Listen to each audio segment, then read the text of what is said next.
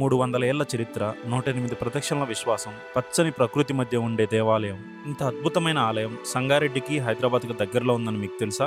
అయితే ఈ వీడియో చూసేసేయండి. Welcome back to my channel. 11వ శతాబ్దానికి చెందిన ఒక అద్భుతమైన దేవాలయాన్ని దర్శించుకొని మా రిటర్న్ జర్నీలో అన్‌ఎక్స్‌పెక్టెడ్‌గా మేము ఈ దేవాలయం దగ్గర ఆగాము. 11వ శతాబ్దానికి చెందిన ఆ గొప్ప ఆలయాన్ని మీరు చూడాలనుకుంటే పార్ట్ 1లో ఉంటుంది. ఇన్ కేస్ పార్ట్ 1 ఎవరైనా చూడని వాళ్ళుంటే తప్పకుండా చూడండి. మాకు తెలీదు. ఆగిన తర్వాత చాలా వర్త్‌ఫుల్‌గా ఫీల్ అయ్యాం. ఎందుకంటే చూసిన వెంటనే ఆ లొకాలిటీ, ఆ దేవాలయం ఉండే స్థలం, ఒకల వాతావరణం చూసి ఎంతో థ్రిల్‌గా ఫీల్ అయ్యాం. ఈ దేవాలయానికి 300 ఏళ్ల చరిత్ర ఉందంట. 300 ఏళ్ల క్రితం శివరామ భట్టు అనే భక్తుడు కర్ణాటక నుంచి తిరుమలకు వెళ్తుండగా దారి మధ్యలో ఆగి వినాయకుని దర్శించుకున్నారంట. ఈ దేవాలయం చాలా ప్రసిద్ధిగాంచింది. కర్ణాటక నుంచి ఇప్పటికి కూడా చాలా మంది భక్తులు కాలినడక నుంచి ఈ సిద్ధి వినాయకుడిని దర్శించుకుంటారంట. ఇక్కడ విశేషం ఏంటంటే వినాయకుడు సింధూరంతో కప్పబడి ఉంటాడు. ప్రతి నెల 1 ఇంచు చొప్పున పెంచుకుంటూ సంవత్సరం పొడవునా 12 నెలలకి 12 ఇంచుల చొప్పున సింధూరం పూజ చేస్తూ కప్పుతారంట. ప్రతి సంకష్టహర చతుర్థికి సంబరాలు బాగా జరుగుతాయి ఇక్కడ. ఈ దేవాలయం ప్రత్యేకత ఏంటంటే మీకు ఏదైనా తీరని కోరికుంటే 11 ప్రదక్షిణలు చేసి ఆ కోరిక తీరిన తర్వాత 108 ప్రదక్షిణలు చేసి దేవునికి పూజ చేసుకుంటారంట. ఇలా సింధూరం కప్పబడిన వినాయకుడిని మీరు అరుదుగా చూస్తుంటారు. అంతేకాదు ఇక్కడ పక్కనే శివాలయం కూడా ఉంటుంది, మీరు దర్శించుకోవచ్చు.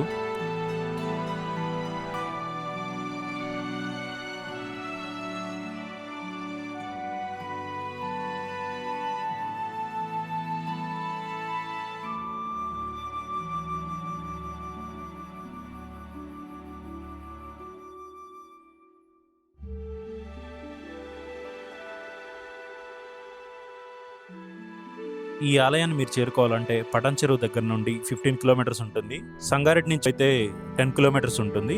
మీరు ఈజీగా చేరుకోవచ్చు. బట్ రోడ్ మధ్యలో రిపేర్ వర్క్స్ జరుగుతున్నాయి, చూసుకొని వస్తే బెటర్. ఆలయ దర్శన టైమింగ్స్, ఎలా రీచ్ అవ్వాలి, ఆ డీటెయిల్స్ అన్ని కింద మీకు డిస్క్రిప్షన్లో ఇస్తాను, తప్పకుండా చూసేయండి. ఇప్పుడు చూస్తున్నది ముడుపుల చెట్టు. మీకు ఏదైనా తీరని కోరుకుంటే ఇక్కడ ముడుపు కట్టుకొని మీరు ఆ కోరికను కోరుకుంటే తప్పకుండా తీరుతుందని భక్తుల నమ్మకం. అందుకే చూడండి చాలా మంది ముడుపులు కట్టున్నారు.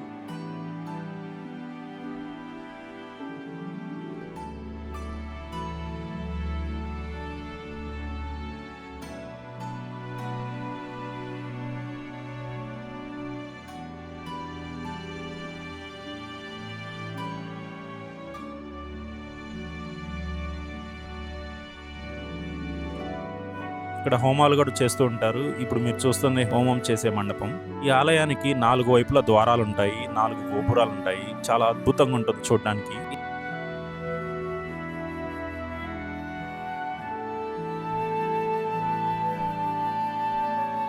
ఇది మెయిన్ గర్భగుడి. మేము వచ్చే సమయానికి టెంపుల్ క్లోజింగ్ లో ఉంది. అంటే మేము వచ్చేసరికి ఆల్మోస్ట్ 2:30 అయిపోయింది. దేవాలయం 4కి తెరుస్తారని చెప్పేసరికి అక్కడే ఆగి టైం స్పెండ్ చేద్దాం అనుకున్నాం.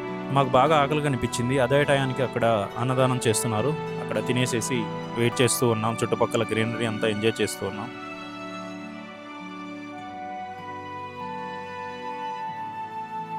చూసారా ఎంత బాగుందో విగ్రహం. కంప్లీట్ గా సింధూరంతో కప్పబడి ఉంది. చూడడానికే కళ్ళు సరిపోలేదు, ఎంతో బాగుంది. అయితే లోపల